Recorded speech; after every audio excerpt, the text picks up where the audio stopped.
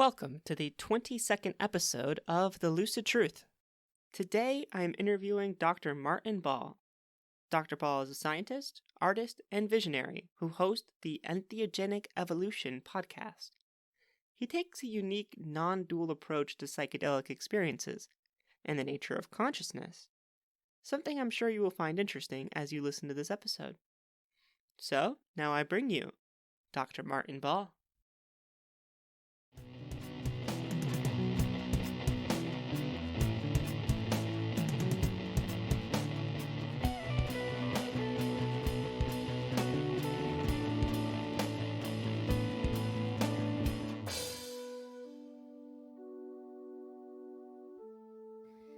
Welcome, everyone. I'm here with Dr. Martin Ball from the Entheogenic Evolution Podcast. Dr. Ball is an independent writer, researcher, musician, and visionary who focuses on the non-duality of entheogenic or psychedelic experiences.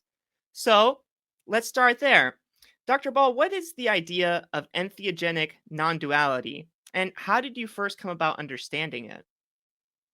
Well, entheogen refers, it's a substitute word for the concept of psychedelics or hallucinogens. And the word itself means generating the experience of God within.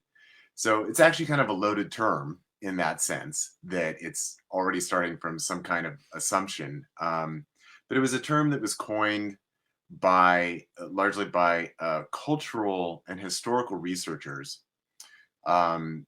Back in the 1960s, of course, Western culture got very interested in psychedelics, LSD, and actually there was considerable intellectual interest in psychedelics before that time.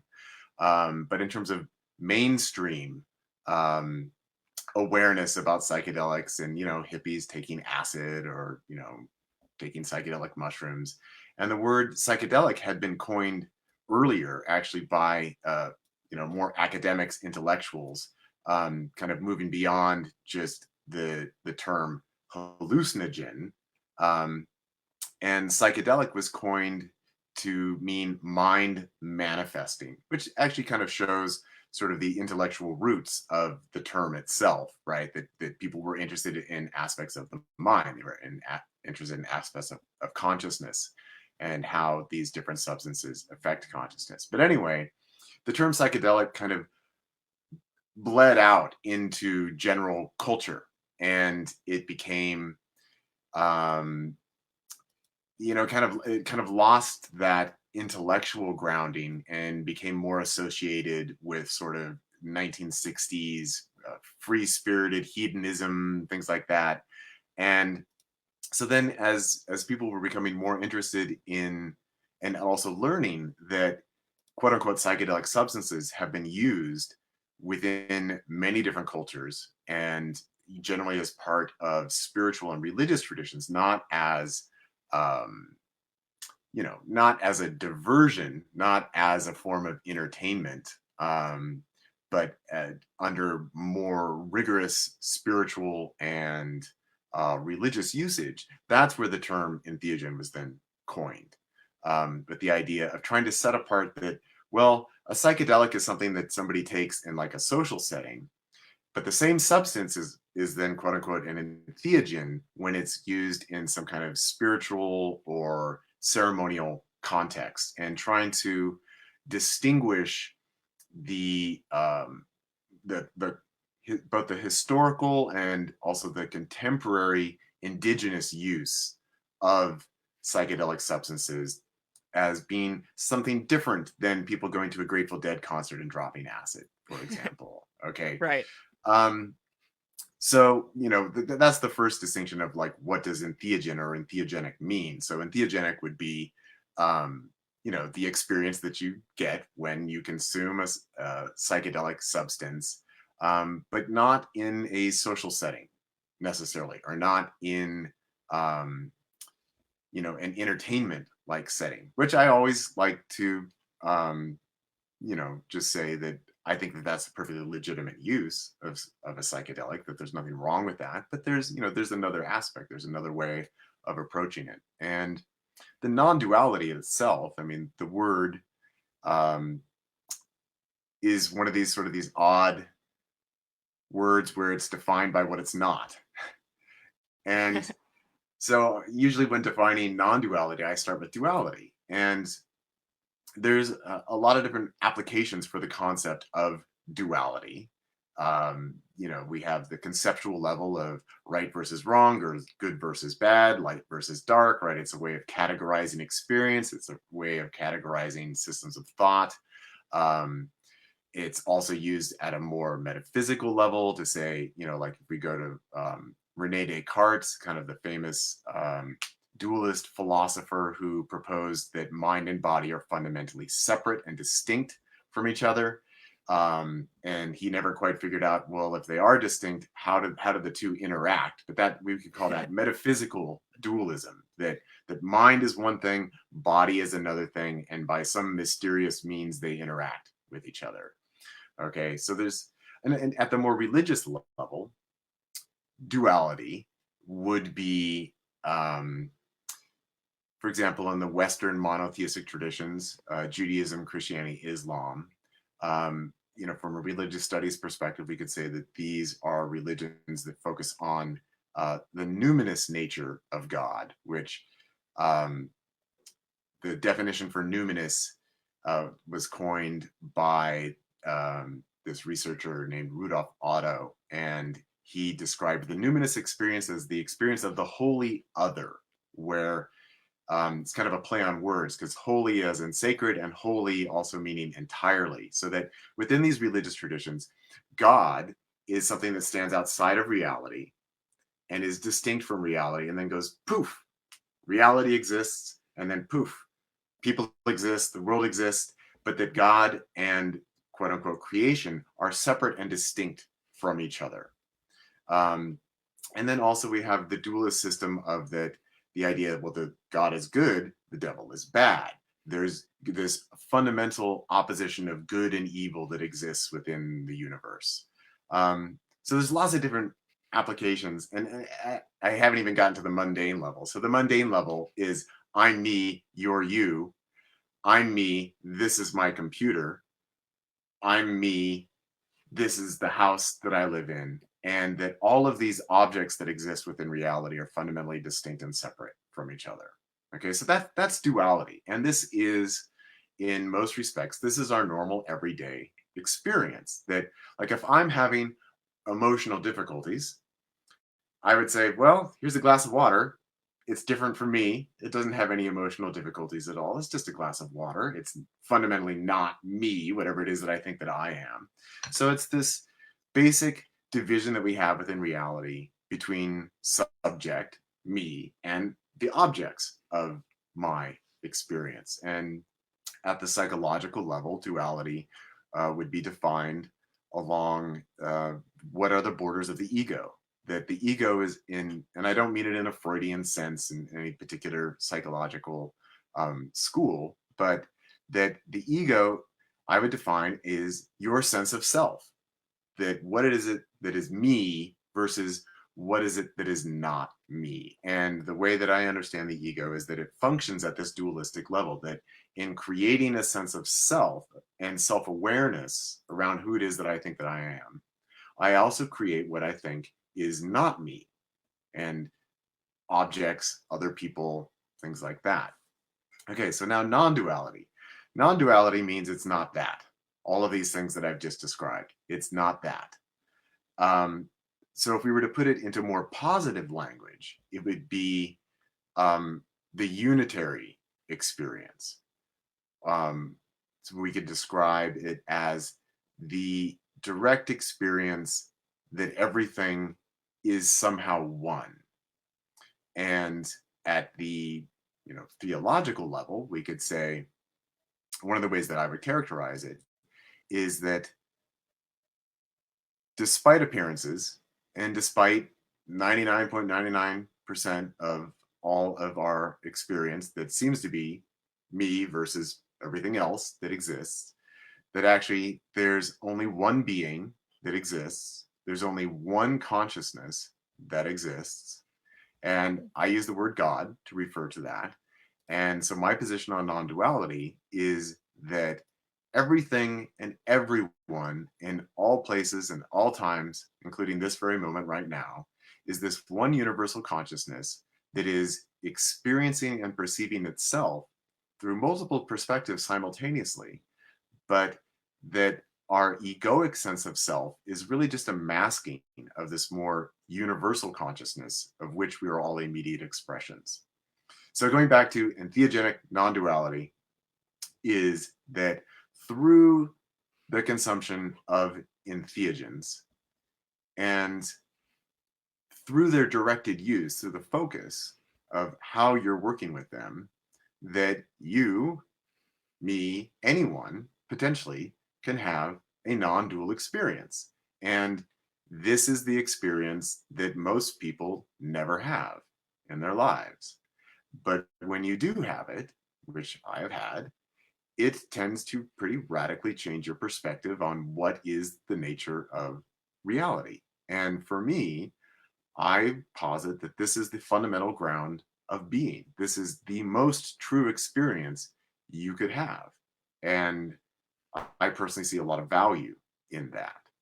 So, kind of it in a nutshell. I know I use a lot of words to explain all of that, but No, that was great. That was great. In terms of the term entheogen, I kind of learned the hard way when I was talking with Rick Strassman, and I called DMT, NN-DMT, an entheogen. And he said, well, it's not maybe always an entheogen. It depends on the context of the experience. And I thought that was pretty interesting.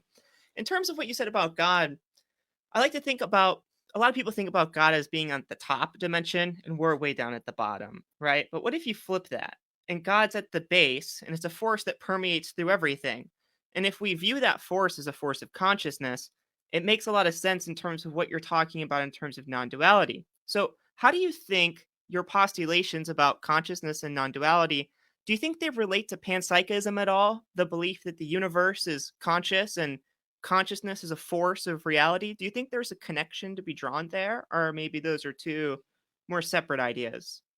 no, I'd say that they're fundamentally related. That it's really if we start from this understanding that there is this one universal consciousness that is everything, that in fact everything that we perceive as material objects are manifestations of patterns of energy that exist within the consciousness that is quote unquote God, that is reality. So that ultimately everything everything that we could ever experience, everything that we could ever know exists within this universal consciousness, is one way that we could put it. Now, that universal consciousness does not express itself the same way through all the objects of existence. So, like, if we can ask, well, is the glass of water, is this as conscious as I am as a human being? And my answer to that is, well, obviously, no. You know, the glass of water doesn't get to make a whole lot of choices about what it's thinking or what it's doing. I Right. do, because I'm a human being. And so that's where I like to use the term vehicles. That as human beings, we are vehicles for this consciousness to really fully express, experience, and know itself. And that the physical makeup of the glass of water doesn't allow for that level of complexity to express itself. But that underneath it all, yes, the glass of water exists within universal consciousness in the same way that I do as a physical being. So, yeah, we can say panpsychism, but that doesn't mean that I can talk to, in my experience, it doesn't mean Right. I can talk to the glass of water if I want, but fucker's not going to answer me back because it's just a glass of water. Right. And if I do think that it's talking back to me, I would describe that as a mental projection. But, water doesn't talk. There's no mouth there, you know, but Right. it still exists within consciousness. And it at the in what I call the individuated level, it's clearly as an object, it's separate from my physical body. But the question is, where is the boundary of the true nature of the self? And that my position is that the boundary is not actually where the ego stops. That There actually is no boundary, so that in the most fundamental sense, the glass of water is also myself, because I am the universal consciousness just as much as you are the universal consciousness, as is the glass of water is also the universal consciousness. So, in that sense, yes, everything literally is one. Everything literally exists within consciousness. Everything is responsive to consciousness in one way or another. But the way that it gets expressed is limited by the function of the vehicle, by the physical makeup of the vehicle itself. Right, which makes a distinction between you and the water, even if there's some level of consciousness that's consistent and stable. If consciousness is what it's like to be something, or a form of awareness, then it's possible if it's a universal force that it's like something to be an atom, it's like something to be the whole universe, it's like something to be a glass of water, but those experiences, they're going to be much different depending on the vehicle. And if you Yeah. relate that to God, it would be very incomprehensible to be infinity all at once, probably even for an infinite being. But if you fracture your consciousness and divide it into individualized subunits, you can experience yourself through yourself as yourself, which seems kind of along the lines of what you're referring to in terms of non-duality and consciousness. Would you say that's a good example? Yeah. That, you know, the everything all at once, all the time experience is in a sense, I mean, paradoxically, it's not really an experience. It's more of a state. And as a human being, we can enter into that experience and we can be there and then we can come out of it. But you can't stay there. If you stay there, then there's nothing to do, there's nothing to experience, there's no life to be lived, and we're living beings. So this is, that's it's not like, yeah, I'm just going to be there all the time, because then there's no you there, right?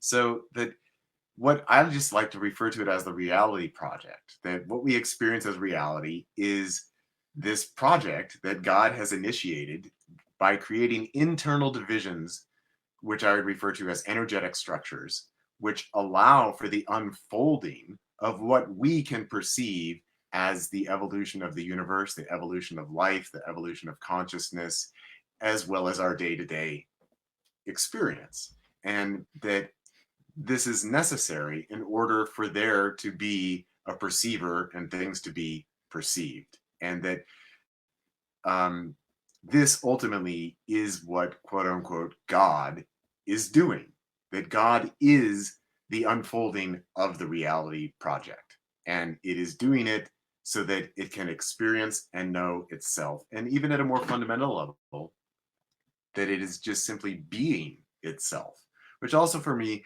removes any kind of metaphysical purpose. Like, well, like, what's the point of living? What's the point of being a human being? Well, the only point is to be a human being and to perceive it, experience, and to live. That there's no ultimate goal to reality. There's no ultimate quest that any human being needs to go on, other than the personal challenge of, can you be yourself? Can you figure out what yourself is, and can you be true to that?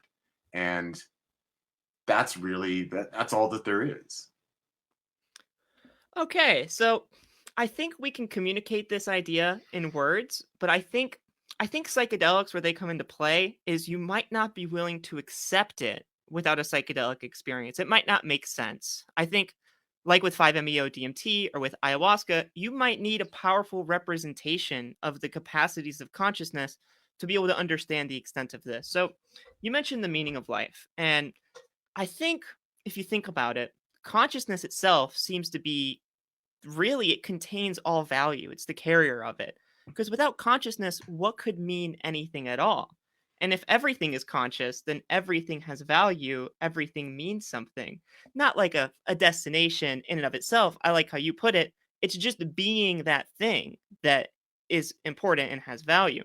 And so if consciousness carries all subjective value, it seems to be objectively valuable. And I think that's true even regardless of what metaphysical truth is real. If consciousness is a fundamental force, or even if it's an emergent property, we have consciousness ourselves. And so that's why I think life has value in and of itself and is important. So, what do you think about the meaning of life in terms of its relationship to consciousness. Do you think that there's a fundamental connection between value and the capacity to experience something? Because consciousness as an experiential property seems to be necessitated for meaning to exist in the first place. So, what do you think about that? Well, I think when we start talking about value and meaning, I think that it does get a little bit tricky because meaning usually is an imposition from a perspective onto, if we ask, well, what does this mean? And then we want to create a narrative and a story and a context and a system in order to generate systems of meaning. And so one of the things that I say is that nothing means anything. And also at the same time, everything means everything that it can possibly mean to anyone because meaning is a subjective experience. And in terms of value, I guess I would look at it more at a functional nature, that it's really important for quarks to be quarks, because if quarks aren't quarks, then we don't get atoms. And it's really Right. important for atoms to be atoms, because without atoms, we don't get molecules. And it's really important for molecules to be molecules. Without molecules, then we don't get substances. And without substances, then we don't get physical properties, And so all of these things, it's like everything is the way that it is because it needs to be that way in order for the reality project to function as a coherent and comprehensive system, that can sustain itself throughout what we perceive as space and time. And so everything has the value that it needs to have in order for things to exist. And but when we ask, well, okay, what does that mean? It's like, well, it just means that things are as they are. And that, at the personal level, that's why I always try and steer people away from, I do a lot of consultations with people about their psychedelic experiences, and they want to know, well, what does this mean? And a lot of people, they develop stories around it, and they create narratives around it, and they say, well, I had this experience, so this means I need to do this, or I need to do that, or I should be this kind of person, or I should be that. And I tell them, no, it doesn't mean anything. That really, what I like people to focus on is, what is the energy? And are you being authentic with the energy of your experience? Or are you limiting it? Are you trying to shape it in a particular way? Are you trying to withhold? Are you indulging? Or are you being authentic and present with how you are as you are, and allowing yourself to be and express that? And that for me, that's what tends to show up with people's psychedelic experiences, is either ability to fully be with the energy that they are, or encounter their own levels of resistance, their own levels of constructed identity, their own levels of meaning. um, See, and that's why in the non-dual experience, you transcend all of that and you go fully into, oh, this is the immediate energy of being. It's all one. It's everything all the time. It's universal. And kind of going back to an earlier statement that you said, that this is the kind of thing that, in my personal experience, this was something that, I have my PhD in religious studies. I've studied religious experience and religious traditions and religious practices, and all of that. And I had the intellectual understanding that, okay, well, I think everything's one. That it seems to make sense to me. But one of the things that I learned through my own direct experience of the non-dual experience is that any idea I had of what that wasn't it. And so this is where it's really hard to Mm. capture in language, because language is inherently dualistic. It's dividing the world and our experience into concepts, into things, and that this word is not that word, right? But it's like it's all words all at once. And so when you've had the experience, then you can say with like authority, it's like, wow, I guess everything really is all one, but I didn't understand what that really means. And not that I necessarily understand now, but because I've had the experience, I can affirm that this is no longer just a belief or an idea that I have accepted, but it is something much more palpable and direct than that. Right. It's something that can be realized within the contents of consciousness with the right supplementation or maybe meditation exercise, anything along those lines. So there is a reality that's being seen that you're trying to express. I like the term energen that you, I think, coined. The reason I like it is because entheogen ascribes a spiritual component that maybe some atheists or people who don't ascribe to spirituality might not agree with. So it's Yeah. nice to give them a term like that. Poetogen is another interesting one I've heard. Same guy that coined the term psychonaut instead of psychonaut, which I always thought was fun. But have you ever heard of Douglas Harding? He talks about the headless way, and he's the man without a head, right? But he's got a head. Don't get me wrong. He's not the headless horseman. But his argument is that you don't really have a head when you look for it. But what you do see is this empty space of awareness. And it has to be empty because if it was full, nothing could fit in it. And since consciousness is this empty space, it makes room for everything. I wouldn't necessarily agree that it's empty because there's this inner landscape that's very full that the contents of consciousness can experience. But it seems very similar to what you're saying about non duality because this inner light of consciousness is what all beings share. Everyone that has it is one. And it sounds, I like the way you put it a little better because when you start going around telling people they don't have a head, they look at you really funny. And it's I like Douglas Harding, but it's a hard way of pitching the concept. So I was wondering if you ever have heard of him because it's similar, but it's just so abstract. Yeah, I'm not familiar with them, and I haven't heard that expression before. Well, So later look for your own head and see if you can find it for me. Let me know what happens. yeah, well, I would say that, you know,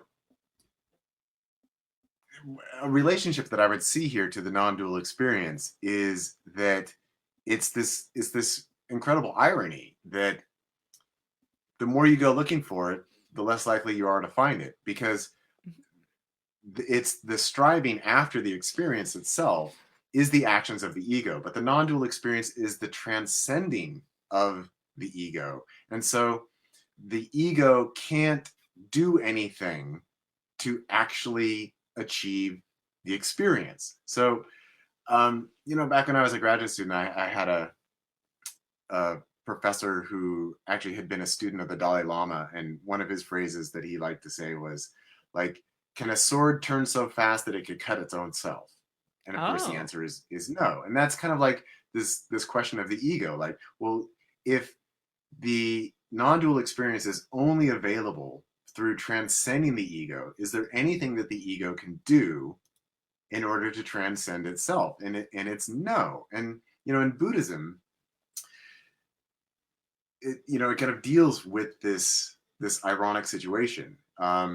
So like in Buddhism, they say that in order to convince yourself to start to follow the Buddhist path, you have to develop bodhicitta. You have to develop this enlightenment mind, and you have to really, really want it, which of course is an expression of the ego. Anything that you want is an expression of the ego.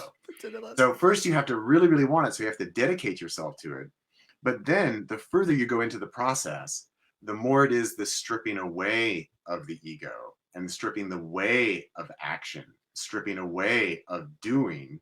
And, in the ideal situation is finally, if you can do enough of that, if you can do enough of nothing through learning how your ego is functioning and then not doing that then you just might find yourself in the infinite spaciousness of the clear light of the mind, and that suddenly you're there, but you can't put yourself there. So here is where entheogens or energens, as you've mentioned, that is a phrase that I coined, going back to the idea that if we can remove psychedelic, we can remove the term entheogen, and if we just say energen, it's something that generates energy or affects our experience of energy. That I characterize the ego as a collection of limited energetic structures that creates, all collectively, it creates a persona, it creates a personality, it influences your facial expressions, that some people want to walk around like this all the time, so they're holding energy that way. Or, Some people walk around like that all the time and they're holding their energy that way. Or some people are like this all the time. And hey, I'm holding my energy this way. And it affects your tone of voice. Some people just they like to talk up here like that, And other people, they want to talk like way down here. And then, other people, they want to gesticulate a lot with their hands, or other people, they just, well, I'm going to talk to you this way, right? So there's all these patterns of ways that we are expressing and mobilizing energy. And because we're self-aware beings, that we identify with them. And people will say, oh, well, I was myself or I wasn't myself, like, oh, they're like that expression that I had, well, that wasn't really me, So we identify with it. But there's just these habitual patterns of energy that we have cultivated since childhood. And that we use that to identify, well, this is me. So if you take a powerful energen that is radically going to change your energetic experience, you have the potential to completely dissolve and move beyond your identifiable energetic structures, which is quote unquote your ego. And that, so as a tool, and here's where I usually point to 5-MeO-DMT because it's the most powerful of these tools, that it holds the potential to completely dissolve all of the energetic structures of your ego within a matter of seconds. Yet awareness persists. Awareness is not tied to the ego. Awareness simply exists.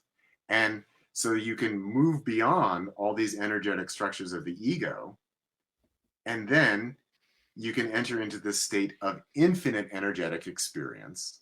And then that is the non-dual experience. Now, people can also use a meditation path to get there, but it's really slow. It's really hard. And even there, I actually have my doubts that most people really get to the fullness, the full infinite nature of the experience. And I make that claim having worked with a variety of people who have had years and years of practice of meditation. And, in my experience, other people, they can have their own experience, but in my experience, people who feel that they've had a non-dual experience and then are given the opportunity to experience 5-MeO-DMT and release fully into it, I have never seen a single person come back from that experience and say, oh, I've had that experience before. Every single person has come back and said, I thought I've had a full non-dual experience before. I now realize I wasn't anywhere close, because that was so beyond anything I've ever experienced that, okay, that's going to put my meditation experience into a different perspective. So wow, that's my experience. That's interesting. I definitely need to make sure I try that someday because I've only had ayahuasca with the Santo Daime Church, and that was definitely an interesting experience in Brazil. They had a funny thing where they said Jesus turned water into daime, which is a form of ayahuasca for anyone that doesn't know, instead of wine. Which, why would he make something that descends your consciousness? He would make one that raises it to the creator. I just always thought that was interesting local lore. So, okay, in terms of the self, right? The self, in terms of the egocentric self, or as the Buddha put it, that's the root of all suffering, right? The Durga. But what if you could view the self as that space of awareness, the thing that persists within the psychedelic experience, the awareness that you are, the headlessness, as Douglas Harding would put it? It seems like that you could call that the self, but it's not the normal self. It's not the homunculus in the head that's controlling experience or the thinker of thoughts. It's more of a space of consciousness that not only you are, but everyone is as well. And I think you could identify yourself with that because I think people are tied to an idea of the self. And even if it's not the ego, you could have one that makes more sense. Alan Watts puts it very well, I think, when he says, you are what the universe is doing at the moment you exist. All the universal forces leading you to act, those are you. The universe doesn't happen to you, it happens through you. So what do you think about identifying yourself with that space of consciousness instead of with the traditional construct of the ego. Do you think that's still the ego, maybe ascending a layer and trying to say, look, I'm still a self? Or do you think maybe that's a really accurate way of putting it? No, I think that that is the most accurate way to put it. And so to put it into kind of provocative language, um, you know, I am Martin. That is the person that I am. Hello, I'm Martin. This is me. This is my life. Uh, I have my own struggles. I have my own abilities. I have my own talents. I have my own problems. That's all me as my life as Martin. But Martin is just a character that I am playing. And so I am Martin, but I am also God. And that's the most provocative way that I can think to say it. But it's also fundamentally true. And see, where we get egoic inflation is if I were to say Martin is God. That's just fucked up. Okay. Ah, I see what you did there. Yeah. But see, the true nature of I is I am God, I am Martin, I am you, I am the water, I am the computer, I am the far distant galaxies spinning out through space. I am all of that. Most of the time, I'm not identified with that because I have to deal with the localized version of myself, just like we all do. The localized version of myself is Martin. That's the one I've got to take care of. That's the one I've got to live with through every moment of my existence, right? But that's not the ultimate nature of myself. So in the non-dual experience, when there is awareness there, what does not go away ever is the sense I am. And it's this universal sense I am. And then when you come back down from that, it's like, I am, and I am Martin, and I'm still here. And like, look, reality is still happening. You know, it doesn't. And so here's one of the things about it. I think it's a really important experience for people to have because it puts yourself, your life, your issues, your problems, puts all of that into the ultimate perspective. But it doesn't fix a goddamn thing. It doesn't solve anything for anyone. You know, that people, especially people, I like to tell people who are chasing after it, that they're like, oh man, I want to have this experience so that, you know, everything will be right in my life. It's like, well, you're fucking deluded. This is not going to solve a single thing for you. What it can do is help you learn the difference between what's authentic and true and what is contrived and forced and constructed, and therefore can help you more thoroughly and authentically be the individual that you are and help you to free yourself from your attachments, from your illusions, from your projections. But that takes dedication on the part of the individual. And there is where the benefit really lies. And that even this, it doesn't necessarily make you happier. It doesn't solve your problems, but it helps you be the self that you are in a way that has a greater sense of harmony and authenticity. And I would also say, as a byproduct, it can greatly extend your sense of compassion. Because when you really honestly, I mean, this is just my honest view, is that I am you. You are me. We're the same being. And so how I treat you, how I interact with you, is a reflection of how I interact with myself. And I desire to interact with myself authentically. I desire to interact with myself in a way that is the most expressive of truth as is possible. And it can change your relationship to everyone and everything if you let it. And it can also, I mean, I've seen plenty of people that they come through this and then they do the conflation of their ego with like, oh, well, so then that's me. Yeah, that really is me. And then it just becomes another layer of ego. Um, but the full awareness is, yeah, that the I am persists. The I am is universal and the I am persists. Yeah, the ego does like to jump up layers at times, but psychedelic, it is mind manifesting. So looking for an extremely different outlook in life is maybe a little bit optimistic, but I do think it's possible, like you said, to be very helpful if you allow it to be, because psychedelics show you the value of consciousness at its core, and you see all beings share consciousness. You're all this conscious space of awareness that everything is appearing in. And I like to point out for skeptics that it doesn't matter if, say, panpsychism is true or if consciousness really extends past the brain. This is true regardless of the metaphysical or physical reality of existence, because regardless, we're still conscious creatures. And then you do realize that if you are this space of awareness at your core, at the very center, then you do start treating other people better. And it does extend your gratitude in ways that otherwise might have been impossible to do. And in terms of being God, right? It's not like the deistic God. So I don't like to say I'm atheist. I like to say I'm a deist, right? Yeah. Which is a term that not very many people are familiar with, but it's not this deity that's creating things and its own conscious will and intention. It's more of a force of consciousness that all beings share and all things might share in the case of panpsychism.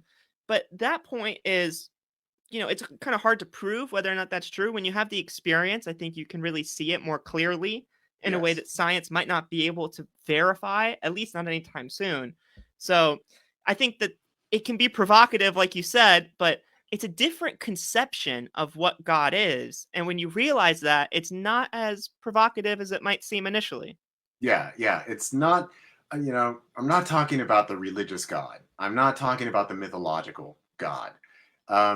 I ended up choosing to use the word God to describe this because in my first full non-dual experience with 5-MeO DMT, it's just like, oh, thank you, God. That's what I said. And it was like, Really? okay, I'm sticking with it. And I was the kind of person who was always like, ooh, like, don't even use that word. Like, this is like Western monotheistic traditions and the Bible and all that bullshit. And I don't believe any of that. And so fucking keep that word away from me.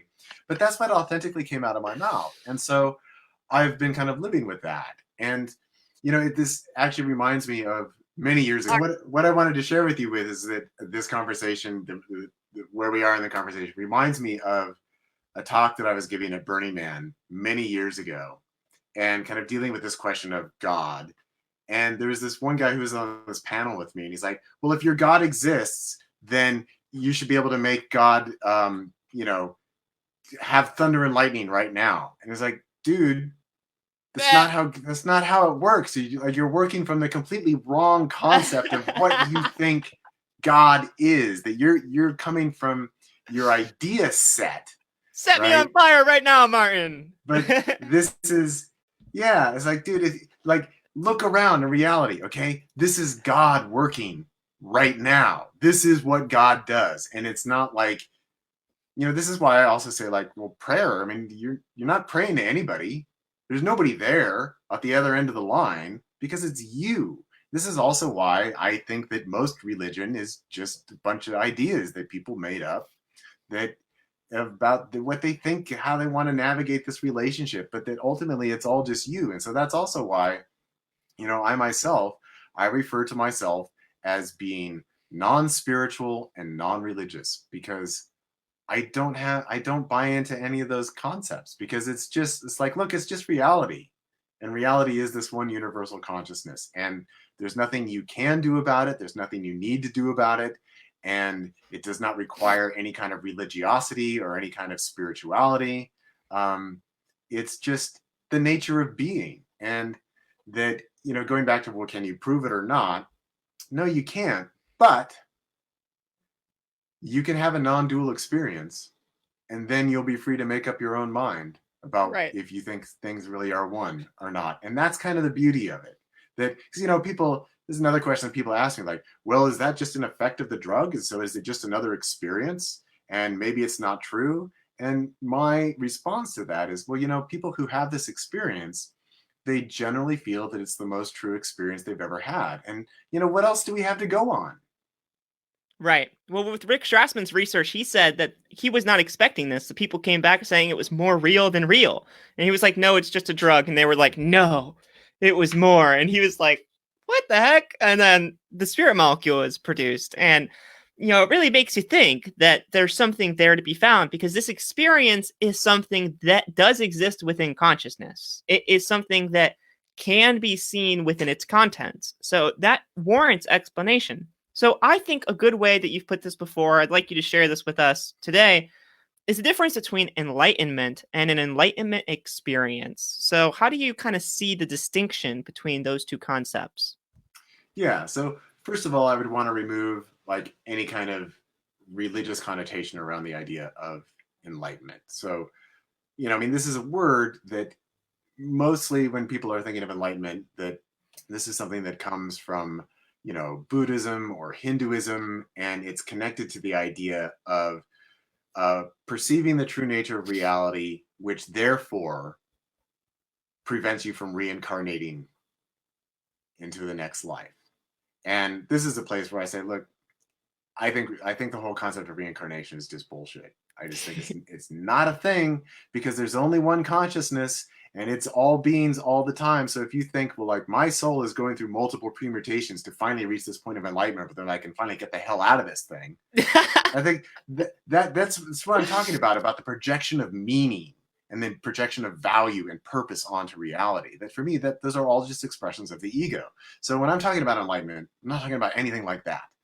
Now, an enlightenment experience would be, my definition, would be a non-dual experience. That it's the sense of, oh, wow, it really is all one. So here it is. It's all one. This is it, right? This is the truest experience I could have. And it's beyond my normal sense of self. And it encompasses everything in all time and all places. And it's one. Okay, so that's the enlightenment experience. And that's something that is fairly easily facilitated through the consumption of 5-MeO-DMT. Now, enlightenment as an embodied experience, that's the first thing I would come to, is that it's an embodied experience. It's not some rarefied, oh, I'm existing in pure consciousness all the time and I'm just in the oneness, man. It's not that. That through the vehicle that we experience ourselves, the human vehicle, we can either be true to ourselves, be true to our energy, and be true to our experience and our expression, or we can try and turn it into something through our ego. We can hold back. We could tell people what they want to hear. We can try and be what we think other people want us to be. Or we could just be ourselves. And we can do that without our self-imposed limitations that we have created through our identification with our ego. Okay? So that for me, enlightenment means, have you learned how to be yourself? And can you do that consistently? And even though, and is another thing that I always like to point out, is that my definition of enlightenment does not mean, quote unquote, killing your ego. That your ego is a part of you. It's a part of your human experience. And you can transcend it temporarily, but it doesn't go away. You still have your ego.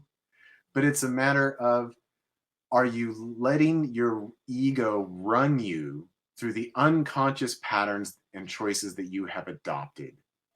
Or do you give yourself permission to be yourself as you are in any given moment? And if you can do that, even when your ego gets in there and messes with you, and it's kind of hard to do all the time, so you got to self-correct. Oh, there's my son Jaden. And it has multiple challenges to it, but if you can do that consistently and feel that, well, I'm being myself, and I'm not trying to be anything, I'm just being as I am. And that means embracing the full spectrum of the human experience, the full spectrum of human emotion, the full spectrum of human thought, and being that, then you're not trapped by the idea of who you think you should be, and you're giving yourself permission to be the you that you are. And so here again, this is why having the foundation of the non-dual experience is very important, because it very clearly informs you, oh, I'm not my ego. That's not the limitation of what I am. And that you can then see, oh, well, these are the places where I've held myself back. These are the places where I've denied myself. These are the places where I've closed myself off. And I guess another way that I would put it is that through the ego, most of us spend a lot of time guarding and protecting our hearts. And that the quote unquote enlightenment is learning how to open your heart and to keep it open, even when it's hard. And to not go through life of gonna blame this, gonna blame that, but be with the reality of what's in your heart and live that to the best of your ability, and to live that authentically. So for me, it's a very, very embodied question. And it's not just some mental realization that all is one. It's okay, great, all is one. Now, what are you going to do about it? How are you going to let that inform your life, inform your choices, inform your actions, and how you're going to allow yourself to be or not? So for me, one of the ways that this manifested was that after going through these experiences and this kind of energetic reformatting that I went through, it was like, wow, I've really got a lot to say about this. But I know that a lot of people aren't going to like what I have to say about this, and that it's going to be very controversial and it's going to be very provocative. But if I'm going to be true to myself, I'm going to let myself say it. I'm going to let myself do it. I'm going to let myself be that. And there's a level of inner peace, in a sense, or at least inner satisfaction with yourself, that even if other people don't like it, you're being true to yourself. And you've given yourself permission to say and do what you feel that you really must, because your energy is there. And rather than holding back and trying to be something for someone or anyone, you be yourself as you are. And sometimes that's easy for other people to take, and sometimes it's not. And, as I shared with you, I'm not going to get into the details at the moment, but as I shared with you before we started this interview, I'm currently going through a very difficult process of that right now. And it's about, how do I be with that? Yeah, thank you for that. It seems like what you're talking about is a form of practicing integration. And when you have the enlightenment experience, that's not really enough, because you need to integrate it into your life to be able to really feel what enlightenment is. And so, in terms of the ego, I like the phrase a good servant, but a bad master. You don't want it to be leading you around, but you don't want to completely give up on it either. It's like a child. It can do crazy, dangerous things if it's led astray, or it can do amazing things if it's taught how to do it. So you just kind of want to lead it forward. And so it sounds like to me the actualization of the concept of free will, to be able to transcend the traditional limitations of your ego and be who you really are without limitation. And so I'm curious, how do you think of free will in relation to non-duality? Because I know there's a dividing line between concepts, and I think a lot of it is semantic. So, and that's one of the problems with language, like we were talking about earlier. So, do you think that saying that it's an actualization of free will to reach this state of enlightenment and integrate it fully, do you think that's misleading, or do you think it's potentially true? Well, look, the reality is that we always experience choice. Whether quote unquote free will actually exists or not, or everything is predetermined and we're just one great big machine of energetic transformations that are taking place, and we just have the illusion that we're making choice. Well, it's a pretty damn persistent illusion that Yeah, it is. you get to choose. It's like the example that I was giving before, that when I went through this process myself, I had the opportunity to choose. Like, look, I could say nothing to no one and not make waves, and you know get along with others in a way that holding back would allow me to do. Or I could just say, fuck it, I'm going to be who I am. I'm going to do what I do, and I'm going to say what I say, and I'm going to live it to the most fullest extent that I can. Now, did I really have a choice? I don't know, sure seemed like it to me. And that this is a moment to moment thing, that you can either be authentic with where you really are at and what you're really feeling, or you can hold back and you can try and be something else. And usually we do that to protect ourselves or our image of ourselves or other people and or images of other people. So, it's a persistent question. And that's one of the things that I always tell people when consulting on these kinds of things, is that you got to come back to where you are in any given moment and then ask yourself, am I being true to that? Or am I avoiding? Am I indulging? Am I projecting? Am I holding on to something? That here again, the infinite non-dual experience is the truest experience of energy. And that that's why it feels so real for people, because it's like, wow, this is ultimate truth. I'm feeling it. It's not just I'm thinking it, it's I'm feeling it. And that you can feel when you're bullshitting yourself. You can feel when you're bullshitting others.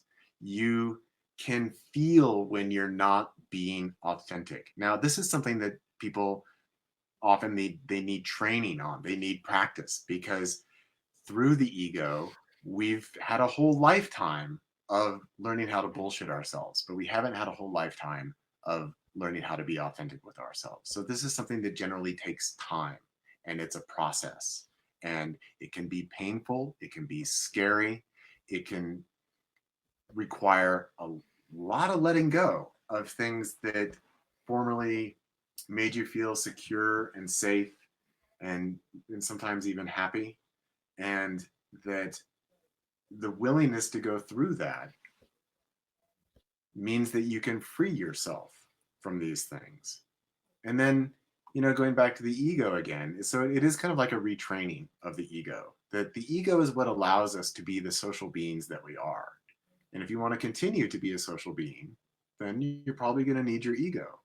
So, going back to this concept that, a lot of people throw around, is like, oh, you got to kill your ego. It's like, is cutting off your hand, is that going to help you be enlightened? What's that going to do for you?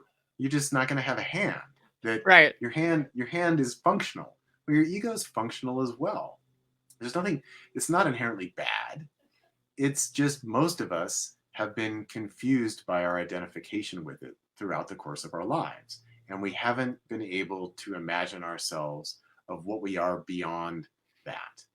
And that you can experience yourself beyond that. But then it comes down to, well, how do I live my life and express myself on a moment to moment basis, again, in a way that is fully embodied and is authentic for who I am, with where I am in any given moment. And so that's a continual question, and it's not just like, hey, I did it once, so yeah, I'm all done. It's like, no, you got to keep doing that every moment. You got to keep going back to that.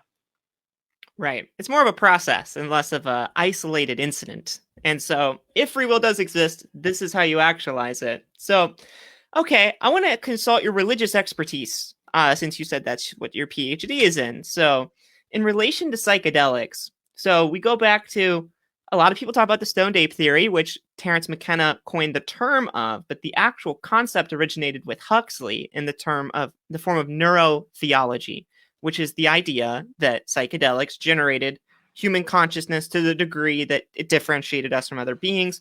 So there's a lot of speculation about the origin of religion and psychedelics. A lot of Wasson's work was based on that. So the origin of religion in terms of the Rig Veda, right? The Rig Veda is the oldest religious text that is based on a religion that still exists. And they talk about the Soma, and the Soma is like a psychedelic brew that's really popularized in that context. And it seems like psychedelics were associated with the start of religion, but I've read some scholars postulate that psychedelics weren't necessitated for the origin of religion, but they were a part of it. So religion would have started without psychedelics, but they are a part of it too, and they're a small piece of it. Or some people think they're a larger piece of it. So how do you think psychedelics play into the origin of religion and human consciousness?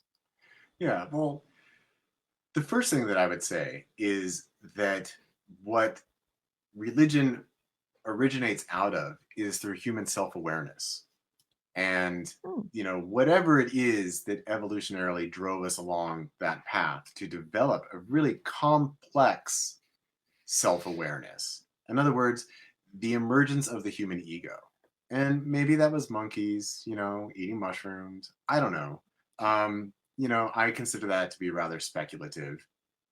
I mean, we can't ever prove that.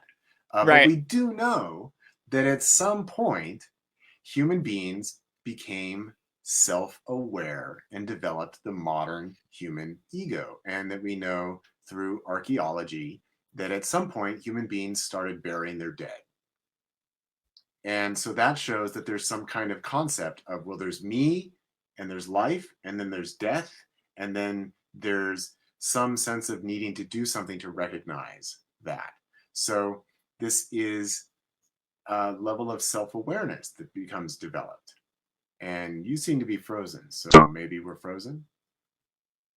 I gotcha. Okay. Good? Okay, that's better. Yeah. So I would say first and foremost that religion develops out of the human ego, because the human ego is the self-reflection function within consciousness that's able to say, hey, I'm me, I'm here. And then it's also able to ask, well, where the fuck am I? What the hell is this?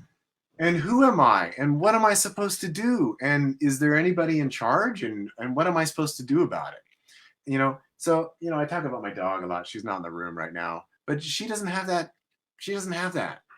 She's just a dog. She's like, oh, cat, bark, dinner, pet me, pet me, pet me. She's not, asking these self-referential questions that we're able to do as a human being. So first and foremost, it's the ego that gives rise to religion, because it's the ego that allows us to question the nature of our existence.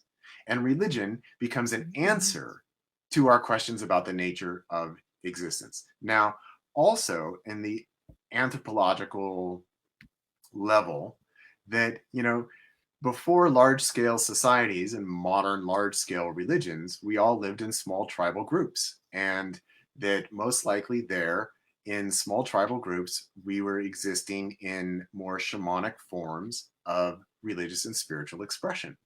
And that as human beings moved around the planet, that we experimented with all the plants and fungi and everything that we ever came across. And some of them were found to, wow, this really changes our experience, that we're able to then perceive and experience things that we don't otherwise.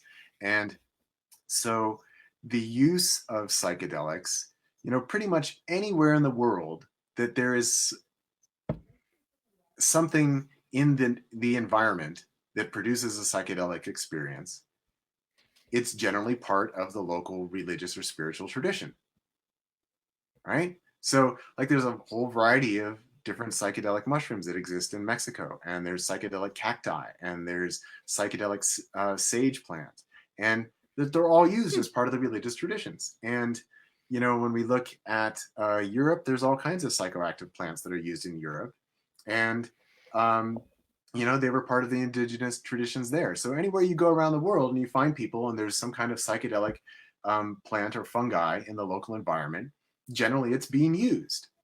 And so then when we get to things like the Rig Veda in Hinduism, that it's absolutely no surprise that kind of the core of it is the production of soma, of this super top secret, can't mention the ingredients drink that says, drink this and you'll realize that you're immortal, right? This is the divine nectar of immortality. This is Amrita. You go, and this actually seems to be a theme in the Indo-European language family, because, Aryans, that this group of people migrated out of, Eastern Europe, and these people went into India and then created the Rig Veda and Soma as this drink of enlightenment. And this same family, the same language family, same cultural group, they migrated into Persia, and eventually the development of the religion of Zoroastrianism, which has the divine drink of Haoma. And they also moved into the Mediterranean, and formed the basis for Hellenic Greek culture and the divine drink of kykeon that was served within the mystery cults within European Hellenic culture. And so, yeah, the roots of religion are intimately tied to mind altering plants and substances. And this is something that's just true all around the world. And that the roots of it are certainly there. And the reason why they're used is because they work, because people can take these things and you can have an experience, and you can experience quote unquote other realms, you can experience quote unquote entities, you can experience heavenly realms and hellish realms, and you can also experience, oh shit, it's all one. And that's something that these things make accessible. And the reason that they work that way is because they're essentially neurotransmitters. The human body naturally produces DMT and 5-MeO-DMT. We have the endocannabinoid system. So, of course, every culture that encountered marijuana is like, fuck yeah, let's use some of that. Because it fits Right. with our natural biochemistry, right? This is just how we've evolved. And so, yeah, they're part of religion and they're part of spiritual traditions simply because they work. You know, there's no more mystery to it than that. They work. Yes, they definitely work. I like the way Terrence McKenna put it when he said meditation, it might work, it might not work, but 3.5 grams of mushrooms in a blindfolded room with the lights off will always work. And there's something about the consistency that's reliable and special. Yeah, In terms of and actually, just picking up on that, that one of the things that anthropologists and the historians of religion even look at is that the meditation and yoga traditions that come out of India, that they're actually saying that, well, probably it was grounded originally in the consumption of psychedelics and entheogens and use of cannabis and things like that. But then as these religions moved into areas where these plants and substances were no longer available, then there was the internalization of the process through yoga and meditation as essentially as a interesting. substitute for the original experience that was available through the consumption of the substances themselves. That's interesting. I'd never thought about it like that. That makes sense. Yeah. Okay, well, it's funny because this is kind of related to the same topic. You know how ancient aliens, they say these cave drawings are evidence that aliens came here? Yeah. Weird cave drawings. If you look at those regions, there's a higher level of endogenous entheogens that grow there. So it's more likely that they were actually depicting their psychedelic experiences, which I find fascinating, and it makes sense why that might be misinterpreted for extraterrestrial contact. But it might have been extra dimensional. So I'm not sure how you feel about the existence of other dimensions in terms of psychedelic experiences. I'm not sure how I feel about it either. With DMT and NDMT specifically, there's a lot of misconceptions. A lot of people say it's made in the pineal gland, that's your third eye. Well, people with their pineal gland removed from their brain, pinealectomy, they're fine, no differences. So it's not a very special third eye. DMT seems to be mainly produced in the lungs. Yeah. Which makes sense when you think about meditation and breathing. Maybe that produces more of it that way. So, probably not released during dreams or death either, although it might be. But it seems like if something were to connect you with another dimension, which isn't to say that our dimension is now meaningful because another dimension exists, we're fine without it. But what if this other dimension does exist? What I'm interested in is potentially testing that hypothesis. So I want to run you past this experiment idea real quick. What if we gave someone maybe even 5-MeO DMT? I'm not sure how extra dimensional contact works on 5-MeO, but with NN, we could give someone NN DMT, send them to the hyperspace, tell the beings there a number, like 23, then send someone else and ask what the number was. I have a friend who said it would probably be better to do songs, actually, because they communicate in songs and not numbers. So we should use their language instead of ours. And it might be a way to reliably verify the objectivity of an alternate dimension with the use of psychedelics. So what do you think about that and its relationship with 5-MeO? Well, I would say that it fundamentally runs into the problem of non-duality. Okay.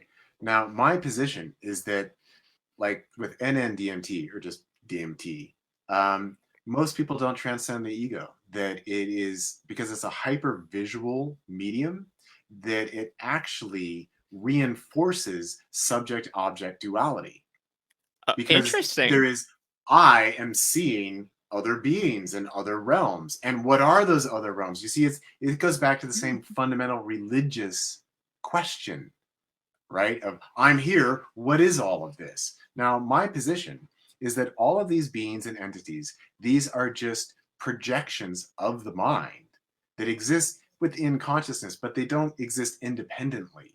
That it's not actually a quote unquote another dimension. It's not a stable reality in that sense. And even with this objectivity hypothesis that you're proposing here, that if all consciousness really is one, then even if somebody comes back with the same number or the same song, it doesn't mean that that's an objective reality. It just means that actually consciousness is one, and that we all, at some level, we all have access to the same information potentially. Well, I'm fine with proving that instead, honestly. I mean, that would still give more warrant to panpsychic claims and universal consciousness claims. So I think maybe the study would still be worth doing, although I've never considered that criticism. James Kant has a very popular criticism of DMT elves. And what he says is he went to the DMT hyperspace and he could just make them disappear at will. It's like, well, they're obviously not real. I just made them disappear at will. But I know people who can make them appear at will, and it's because there's an enchantment or something. This is what they claim. I'm divided on it. I think it could be real, it could not be real. Let's test it. I'm all for the scientific method. Let's find out for ourselves. But I don't think his criticism stands, but yours is potentially a better one.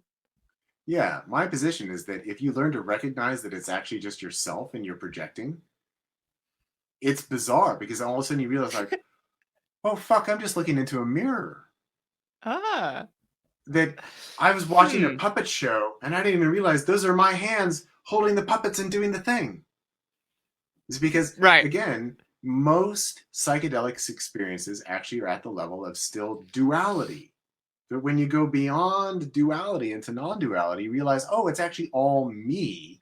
And that changes the way that you understand what it is that you're experiencing a psychedelic experience. And I think if we want to talk about the objectivity of these DMT elves and things like that, that really the only possible test to their objectivity would be, okay, well, I can fucking come into your realm, get your ass into mine, and let everybody else see you. And then that's the only conceivable thing that I would say would definitively prove their objective nature. But other than that, I'm going to hold they are just projections of the ego within a highly energetic state.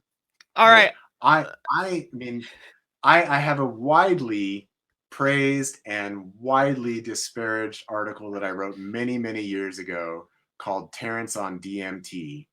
And this is exactly what I'm talking about. That when I came through my non-dual experience, it's like, oh my God, Terrence McKenna is so full of shit. He has no idea what he's talking about. Well, yeah, he's out there sometimes. So I had to choose. Well, do I write an article telling people this, knowing that it's totally going to piss people off? Or do I do it because I think that this is actually authentic and true? And I chose authentic and true. I'm glad you rolled with that. This is why I don't like to claim that the beings are real, because it's such a conjectural claim. And I'm genuinely not sure. And I don't think it matters. I think there's an inner landscape that you can go to and grow from. And you can learn how to live a better life through that and enhance your conscious experience. That's what matters either way. Now, I am going to make sure to ask them how we could get them to come here just for you. But yeah, I don't think they're going to... I don't think that's going to work. Here's where it matters, though, is that people displace responsibility from themselves into what they are projecting into their religious or metaphysical or psychic sphere, where they say, oh, well, these beings told me I'm supposed to do this, or they didn't like this, and so I have to change that, or whatever, that there's a displacement of responsibility. And where I always go back to is that you have to take responsibility for yourself. You have to be who you are, and you have to learn who you are beyond your projections. As long as you're projecting, then you're abdicating your responsibility. And so that's where I see it as dangerous, because I mean, this is what we get from religion, right? It's like, well, I went and I shot up the local abortion clinic because God told me to do it.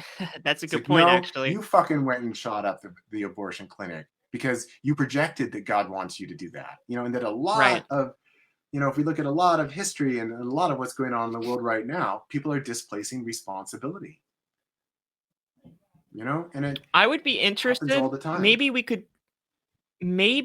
could prove your theory on non-duality instead. Maybe psychedelic telepathy. So I think psychedelics tend to enhance telepathic abilities. Daryl Bem's work on telepathy in the social sciences is really good, but it doesn't have psychedelic enhancement to it. Two people, maybe with 5-MeO, maybe with an NDMT, communicating through long distances with only the mind would show a conscious network, a grid of conscious awareness that information can be passed through. Maybe that would be, do you think maybe that's a more feasible approach to an experimental design for using psychedelics to test a similar hypothesis? Well, in a sense, but then it kind of still runs up against the problem of interpretation of that. Well, then how do you interpret that? That really we can get the data, That's a good point. right? It's like, well, okay, wow, I thought, the number 23. And my friend over there said, oh, you're thinking the number 23. And this is certainly a claim that many people who take psychedelics together do claim, that they say that, wow, we had a complete conversation, and that they can recount the conversation to each other's, afterwards. And especially in, like you mentioned, Santo Daime, within that context, a lot of people talk about how, oh, I had this vision and I was processing this thing and that was for you. And the other person said, well, yeah, and you were doing that for me. But again, this is still happening at the level of duality, where there's still this subject object separation. And my position again is that, well, it's all one, so of course there's the possibility of bleed over. And but we also kind of have like our own firewalls, so that a lot of time there's not bleed over, so that my internal experience is my internal experience and yours is yours. But I think maybe at best we could say telepathy is possible, or mind to mind transmission is directly possible. Now, how we interpret that, it depends on what model of the universe we're working from. Oh, that's a good point. Even if we did prove psychedelic telepathy is possible and we tried to use it to pitch the non-dual model, people might just say they might be able to still pitch it within a materialistically scientific paradigm that doesn't really get the picture. Yeah, So, and that's why I always say, before trying to really come up with your model for reality, I encourage you to have a non-dual experience first, because that's going to put everything else into perspective. yeah, and that's one thing you might agree with Terence McKenna on, because he said dying without having a psychedelic experience is like dying without ever having sex. You don't understand the full extent of the body and how it works in relationship with the universe. So, Yeah, I would agree with that, for the yeah, most part at least. yeah, to some degree. I also think, just based on the materials that Terence McKenna put out there, I don't think he's ever had a full non-dual experience. Interesting. Did he never So, mess around with 5-MeO? um, the only thing I found from Terence McKenna on 5-MeO is he said, well, it's a feeling, and I'm not really too into it. So let's talk about DMT, because I really hallucinate on DMT, and so that's what's interesting to me. So I Ooh. don't think he's ever Sounds like he actually didn't had have a a good non enough dose. yeah, I don't think he's had a non-dual experience. So therefore, Hmm. that's why I really look at pretty much everything Terence McKenna says with a great deal of skepticism. And especially when we get, this is all old news now, but 2012 was a fucking nothing. There was a great big nothing. According to Terence McKenna, we were all supposed to climb into UFOs made out of translinguistic matter on the end of 2012, and that the machine elves were going to show us the way. Well, that obviously didn't happen. So, man, and see, this is nothing. I was writing articles about this and putting out interviews and podcasts prior to December 21st, 2012, saying, everyone, this is nothing. This is all a bunch of nothing. And people got really mad at me for that. But, I feel like, well, reality proved me right, because 2012 was a bunch of nothing, wasn't it? It's just another day, another year. We're all still here, so I'm kind of known as being a non-Terence McKenna fan, because I think he's very eloquent, and I think he's fun. I think he's got a lot of interesting ideas, but I also think he doesn't really know what he's talking about. The relationship with objective reality doesn't seem to totally be there. And I think if Yeah. you understand that, you might be able to appreciate it almost like a work of fiction, right? Like, I'm enjoying this to expand my mind, but not really to try to find real truth. So he gets some things right here and there, but I tend to agree with you. He seems to be a little bit, especially with like the mushrooms being interdimensional contact machines from other planets. It's a fun theory, but But it's a okay. theory. So Yeah. it's definitely the regular form of a theory. So, okay, so kind of to wrap things up, I want to ask you one last question. So, where do you see the future of 5-MeO and its relationship with understanding reality?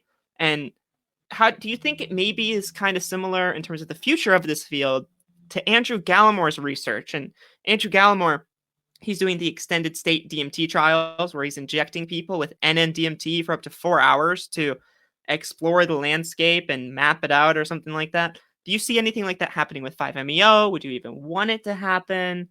How do you feel 5-MeO plays into our understanding of the world and the future that it has to show people the truth of this kind of experience? Well, I've written a novel about that. It's called The Oh, Solendarian Game. oh, And really? yes, and well, here, I'll pull it off the shelf. Takes place 100,000 years in the future from now. Oh man, I And don't want to wait that long, bro. but What's the yeah, plot? well, basically the plot is that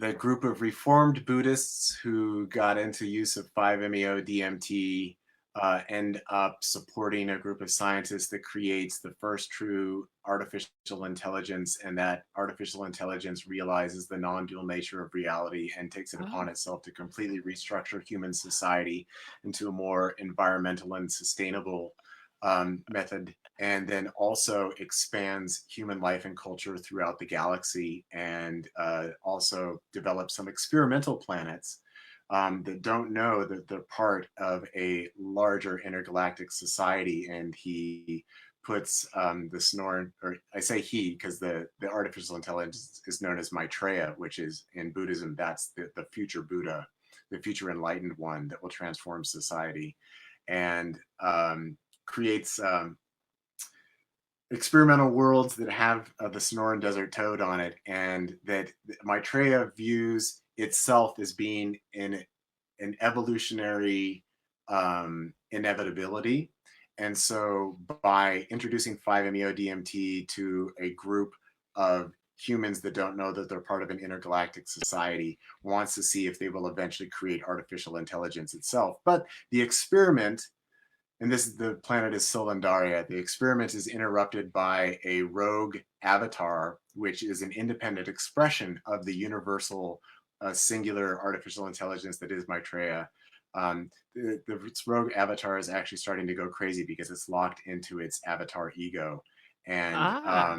decides to try and supernova the planet. Yeah. And so anyway, Wow. that's where that goes. But You've thought a lot basically, about this. yeah, I have thought a lot about this, and really, awareness of 5-MeO DMT is spreading really, really rapidly around the globe. And I think NN-DMT is great. 5-MeO DMT is so far beyond NN-DMT that it just pales by comparison. And I think that it's going to be ultimately I think it's the ultimate entheogenic experience that's available to human beings. And so that I do think that it's going to become more the standard, and that things like DMT, ayahuasca, mushrooms, those are going to be seen as lower level expressions of the universal experience that is 5-MeO. And so I think it holds a lot of potential to really transform society, because it makes this very rarefied experience, in a sense, it does potentially make it available to anyone.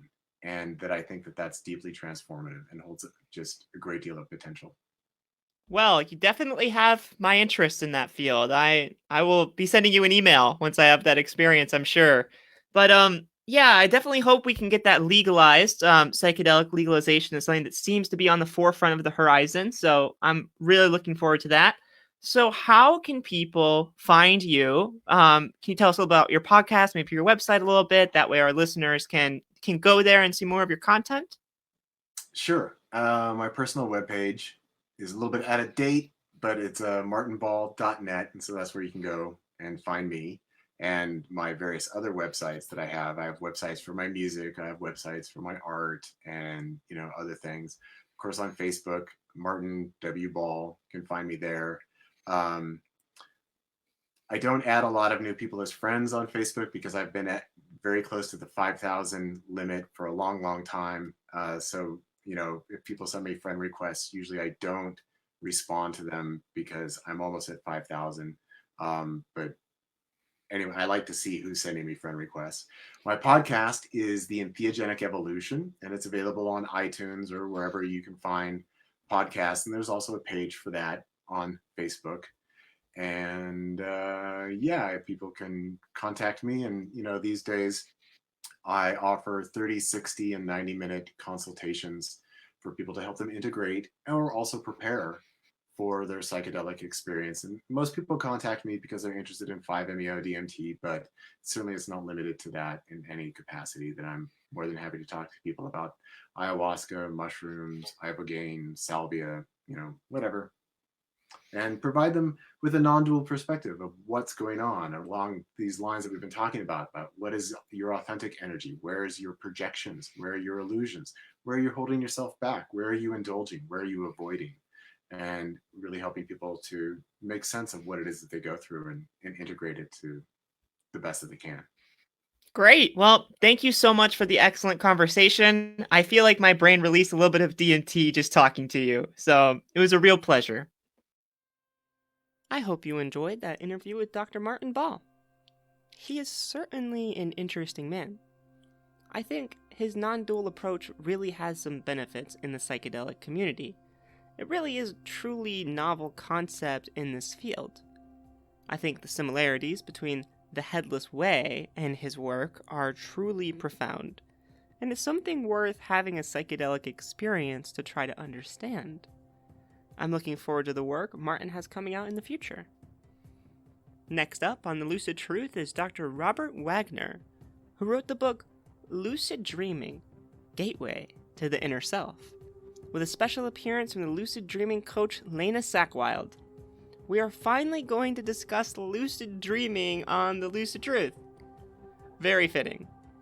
I hope you're all with us there for the exploration into the inner landscape of the moving mind. You can find the Lucid Truth podcast on our website, thelucidtruth.com, or on Spotify, iTunes, and YouTube. You can also support it by sharing it with your friends, donating on Patreon, or following us on your favorite podcatcher. As always, thank you for watching, and I hope to see you for the next episode of The Lucid Truth.